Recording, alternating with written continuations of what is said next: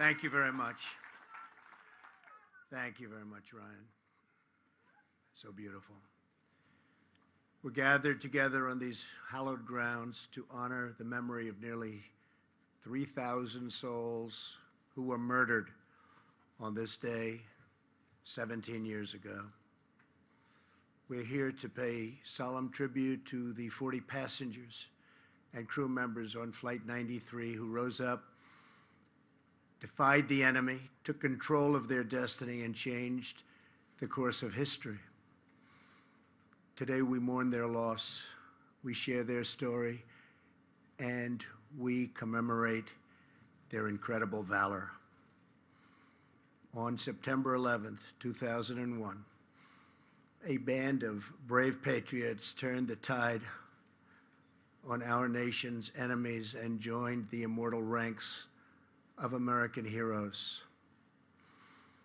At this memorial on this sacred earth, in the field beyond this wall, and in the skies above our heads, we remember the moment when America fought back. Melania and I are grateful to be joined for today's ceremony by Governor Tom Wolf and Governor Mark Schweiker. I also want to thank the members of Congress in attendance, Senator Bob Casey, Congressman Lou Barletta, Keith Rothfuss, Bill Schuster, and along with the president of the families of Flight 93, Gordon Felt. We're also joined by members of the National Park Service, along with firefighters, first responders, and incredible people from law enforcement. These are truly great people.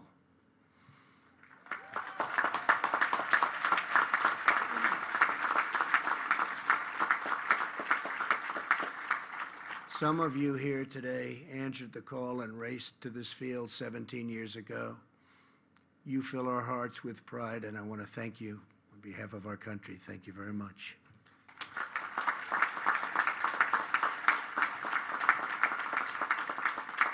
Most importantly, to the family members of Flight 93. Today, all of America wraps up and joins together. We close our arms to help you shoulder your pain and to carry your great, great sorrow. Your tears are not shed alone, for they are shared grief with an entire nation. We grieve together for every mother and father, sister and brother, son and daughter who was stolen from us at the Twin Towers, the Pentagon, and here in this Pennsylvania field. We honor their sacrifice by pledging to never flinch in the face of evil and to do whatever it takes to keep America safe.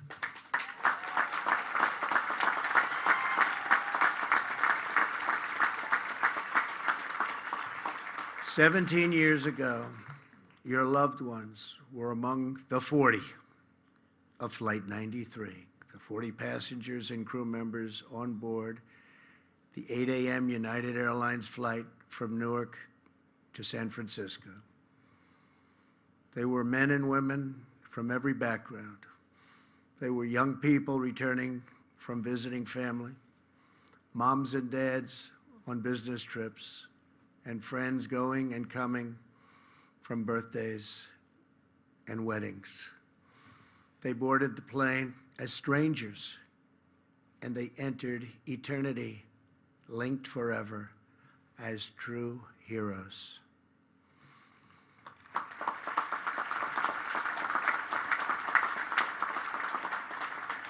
Soon after takeoff, Flight 93 was hijacked by evil men bent on terror and conquest. Passengers and crew members began using their phones to call home. They learned that 2 planes had already crashed into the World Trade Center in New York City. Immediately, those on board Flight 93 started planning a response. Sandy Bradshaw, a flight attendant, called her husband and told him they were in the back of the plane preparing hot water to throw onto the hijackers.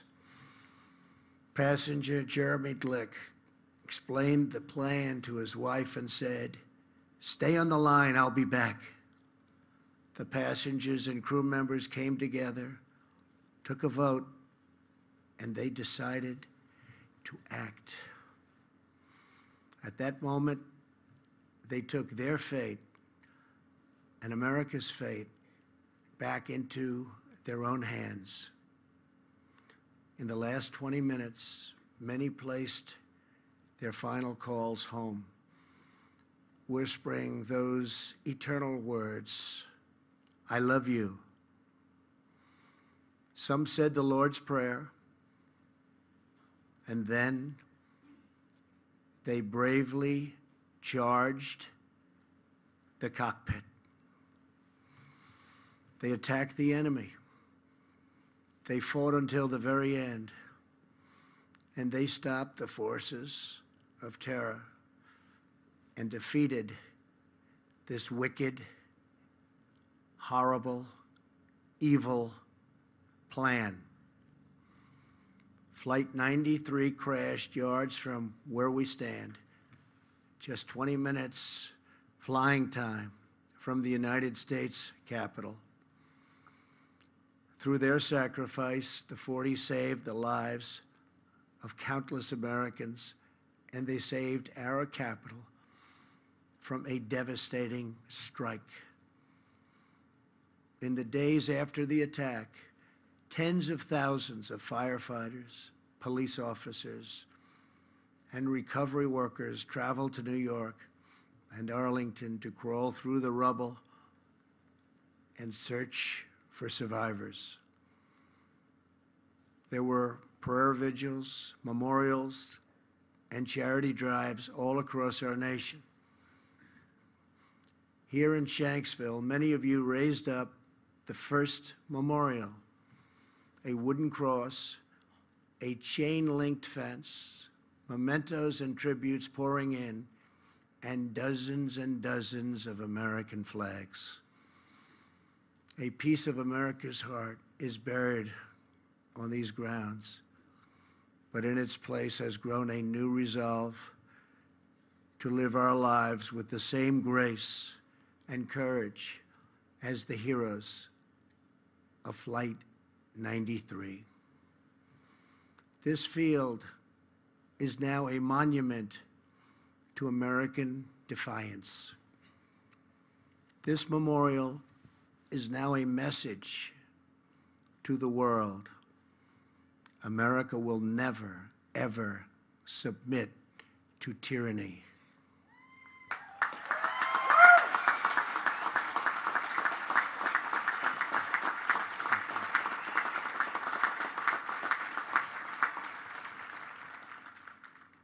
Since September 11th, nearly 5.5 million young Americans have enlisted in the United States Armed Forces.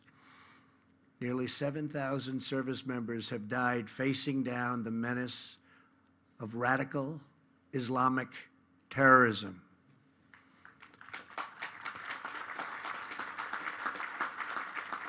Today, we also think of the more than 200,000 service members now serving overseas.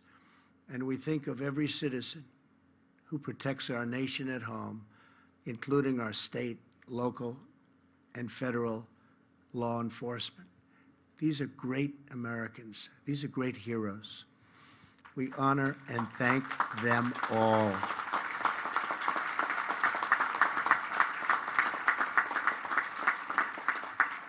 As Commander-in-Chief, I will always do everything in my power to prevent terrorists from striking American soil.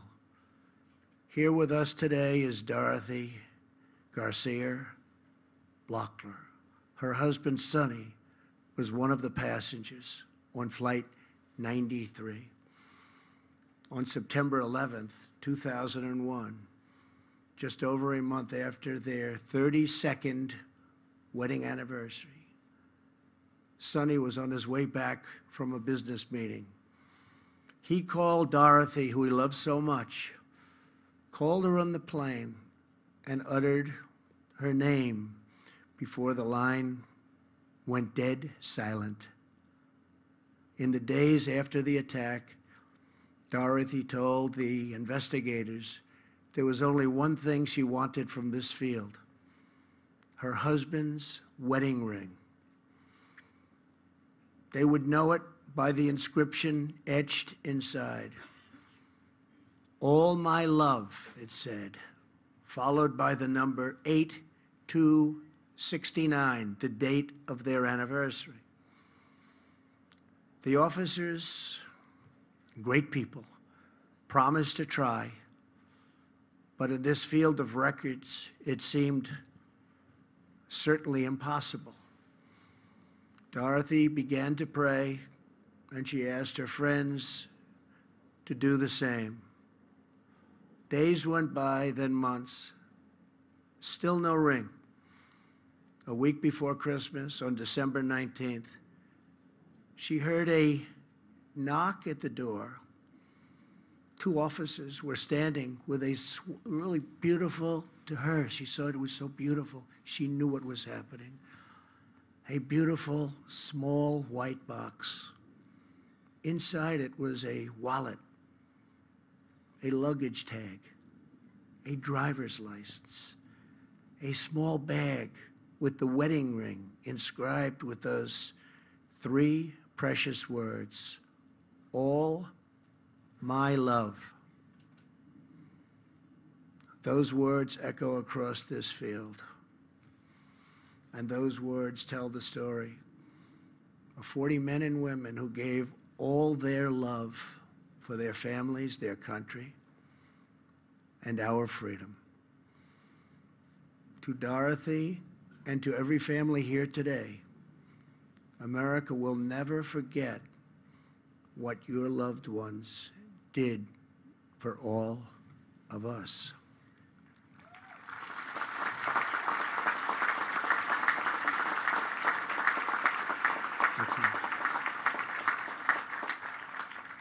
Earlier this week, you dedicated the final part of this memorial, the Tower of Voices.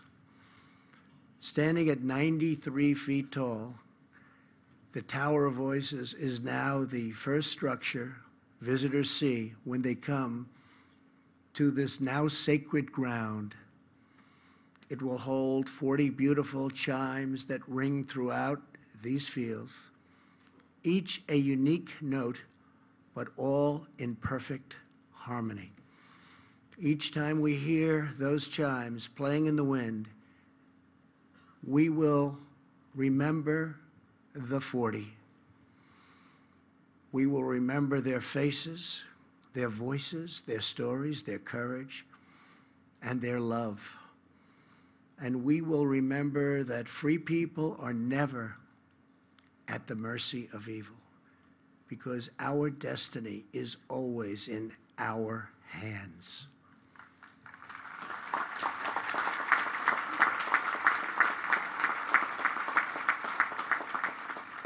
America's future is not written by our enemies. America's future is written by our heroes.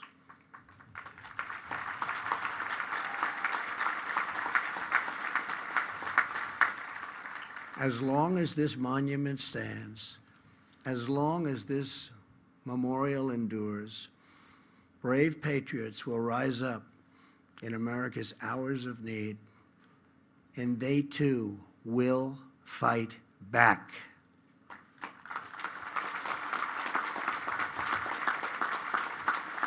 "17 years ago, 40 incredible men and women showed the whole world that no force on earth will ever conquer the American spirit. We treasure their memory, we cherish their legacy, and we ask God to forever bless the immortal heroes of Flight 93. Thank you, God bless you. God bless the families, and God bless the United States of America. Thank you very much. Thank you. Thank you very much. Thank you. Thank you, Father. Thank you very much.